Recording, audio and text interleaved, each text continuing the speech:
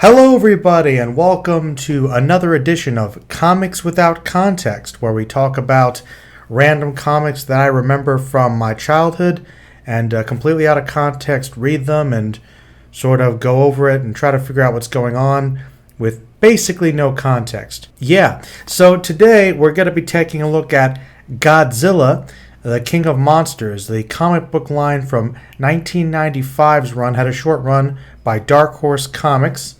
Got a cover here, which I like. It's very simple. It's Godzilla, the King of Monsters versus a Terror from Space. Bob Eggleton and Andrew Pepwoy. Apparently, it's got the Toho logo there. Godzilla always liked those old little markers for each of the monsters. They all had them. Wow, $2.95 in U.S. Sounds about right. This is number 16, issue 16. This was the last issue of the this particular run, so it wasn't very long. I remember picking this one up, and this was the only one I read, so I didn't even know it was the last one, but it always stuck in my mind because I thought it was very interesting for what it was. This cover is pretty cool.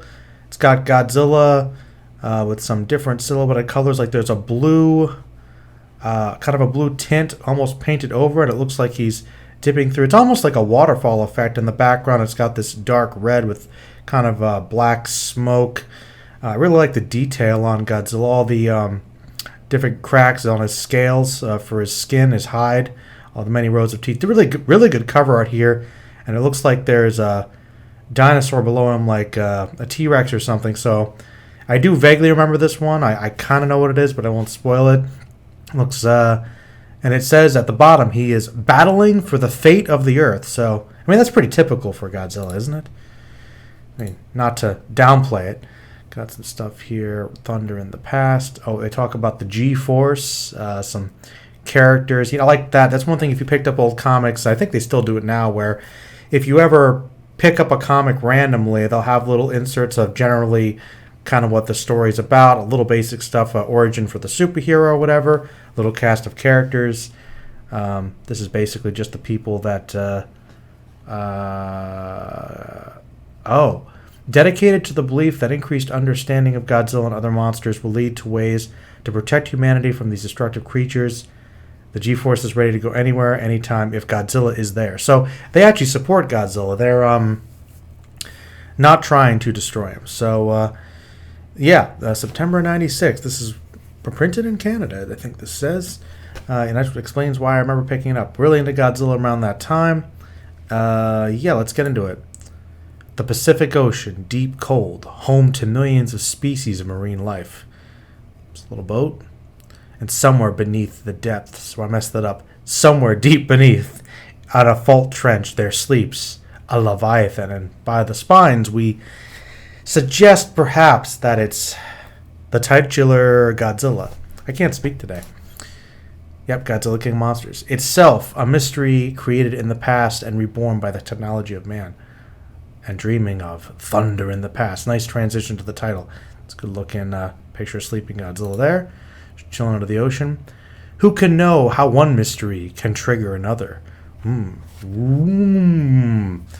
A continental drift causes Earth's tectonic plates to lock together. It's an earthquake. Or to suddenly shift, and Godzilla is going up? Down? I don't know. Who knows what effect the massive release of energy might have? And zoom. Okay, he goes to the surface. Strangeness. No, okay, he's going down and through. Okay. Back through time? Strangeness, and in that something familiar, ancient and familiar. Godzilla's with dinosaurs. I sense time travel. Thump. And then there's the Godzilla. I can't do the Godzilla scream. Alamosaurus, sauropod behemoths of the late Cretaceous, dwarfed now by Godzilla. For all their inept lumbering, they possess enough survival instinct to understand their danger. The world with which Godzilla is now so familiar, the world of man, with his planes and bombs and G-Force. None of that has happened yet. Aha. In this world, Godzilla only has foes will be too mindlessly instinctive, or those who so consistently successful to know the meaning of. Are those What? Futility, because there's so little. Even in this age, they are nuisances. Crack, thwack, and yep, Godzilla, of course, is going to make easy, like, nonsense. Silly. But there is more. Something that tugs at the edge of Godzilla's senses. A wrongness in the world. A wrongness that reeks of death. Triceratops. Death. Godzilla is not the only newcomer to this world. This is what I remember. A stranger has come from the depths of space, lured to this blue and green planet by the promise of sustenance. It's like a dragon. Sustenance is its need, but its desire is for challenge. Challenge! He's about to sneak attack Godzilla. Good strategy. Oh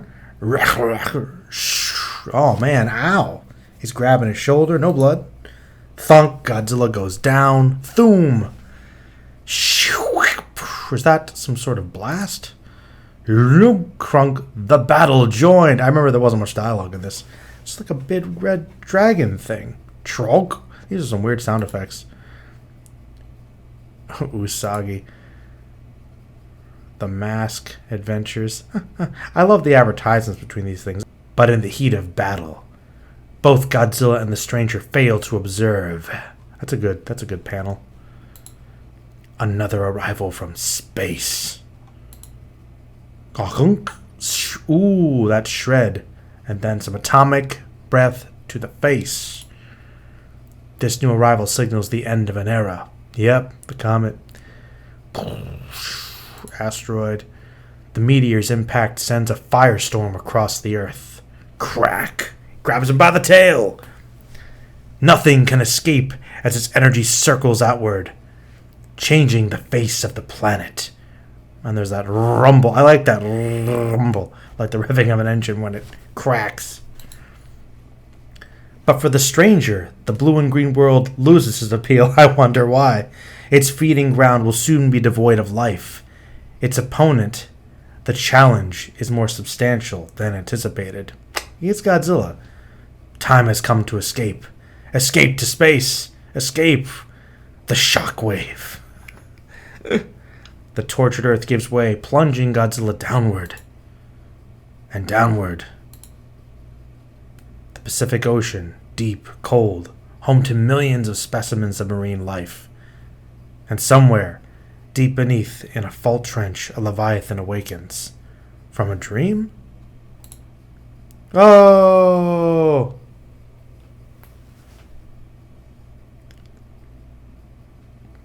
So it's like he went back through time. Man, they left it on a cliffhanger. Wow. Well, that was pretty short and sweet. Yeah, that was another episode of Comics Without Context. Let me know what you thought in the comments below, and have any recommendations about different random comics or storylines to check out, let me know, and I'll see if I can make that happen. Thank you.